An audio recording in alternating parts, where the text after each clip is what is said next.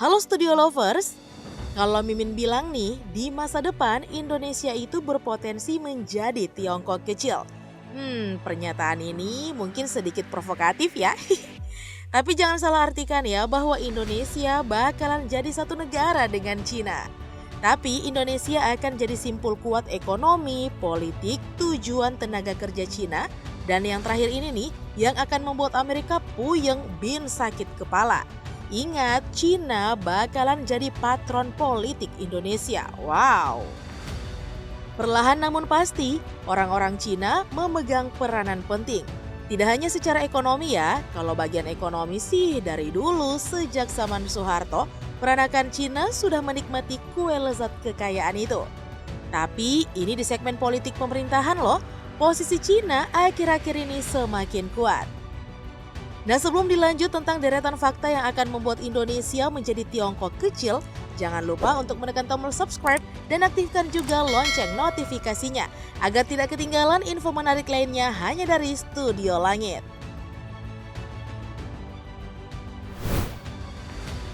Fakta pertama, debt trap, jebakan utang Cina. Oh ya, Stulovers, kalian pernah dengar nggak jebakan utang Cina debt trap? Nah, beberapa tahun terakhir nih, Cina memang gencar ya memberikan utang. Tujuannya membangun kembali jalur sutra modern atau lebih dikenal dengan nama Belt and Road Initiatives atau BRI. Cina sangat bermurah hati memberikan utang, syarat mudah tetapi bunga tinggi.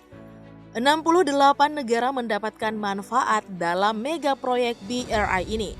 Terdapat 23 diantaranya sangat rentan gagal bayar. Sri Lanka dan juga Pakistan telah menyerahkan pelabuhan strategisnya. Laos telah menyerahkan mayoritas kendali jaringan tenaga listrik nasionalnya. Ya, kalau gagal harus serahkan aset dong.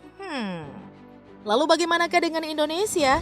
Nah, dalam 10 tahun terakhir, utang Cina meningkat 479%. Per bulan April 2021, utang Indonesia ke Cina mencapai 21,44 miliar US dollar atau setara dengan 310 triliun rupiah. Nah, Cina merupakan negara terbesar keempat penyumbang utang ke Indonesia setelah Singapura, Amerika, dan Jepang. Ingat ya, Stulovers, bunga utang Cina jauh lebih tinggi dibandingkan yang lainnya. Ini akan membebani APBN di masa-masa yang datang.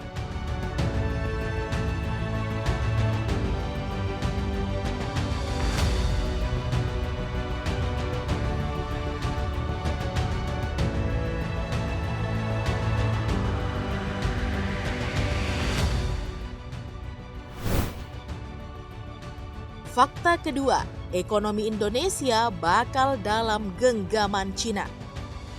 Stulovers, ekonomi yang bergerak karena utang itu bahaya, apalagi nih kalau tidak dikelola dengan baik. Ditambah pejabatnya korup, maka ibarat gelembung akan mudah pecah suatu saat nanti.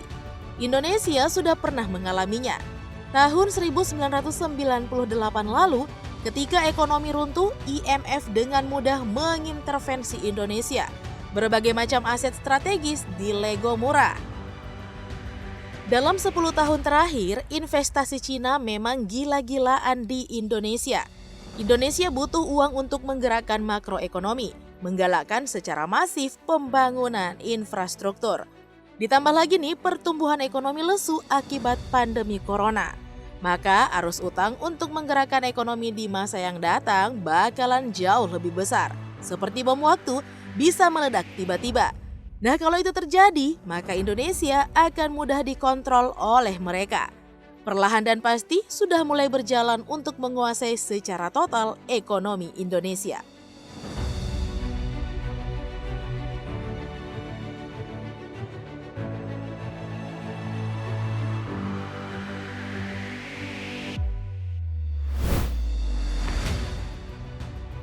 Fakta ketiga, tenaga kerja Tiongkok secara masif berdatangan.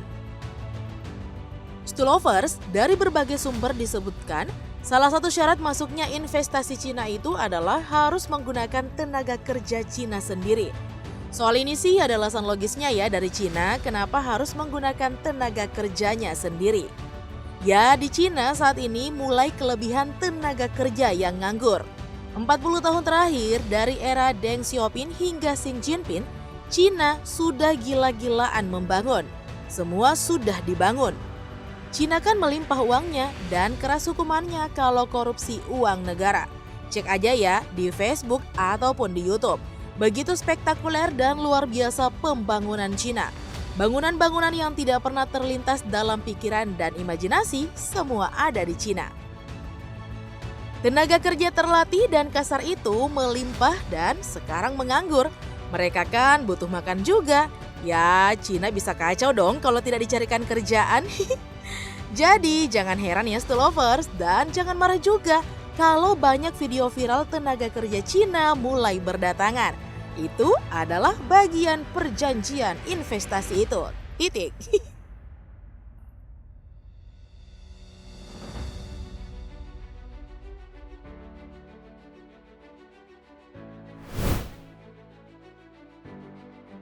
Fakta keempat, orang-orang terkaya Indonesia adalah Chinese. 90% dari 20 besar orang terkaya Indonesia adalah peranakan Cina. Fakta ini tidak terlalu mengejutkan ya Stolovers. Dari sononya memang begitu, dari dulu, dari zaman Soeharto. Selain faktor karena peranakan Cina memang ulet, rajin, dan disiplin, mereka punya faktor penentu yang lain. Dan faktor penentu yang lain inilah yang membuat mereka eksis mengkapitalisasi modal yang banyak hingga menjadi Sultan 7 turunan. Mereka berkoneksi baik dengan Soeharto dan jenderal-jenderalnya. Koneksi baik itu ya ujung-ujungnya nih akses ke uang dan ke bank juga lancar, dimudahkan berinvestasi dan lain sebagainya.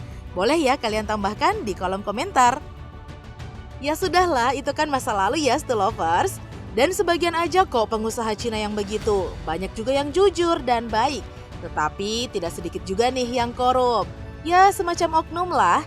Macam Edi Tansil nih yang melarikan diri dan sampai sekarang masih jadi buronan.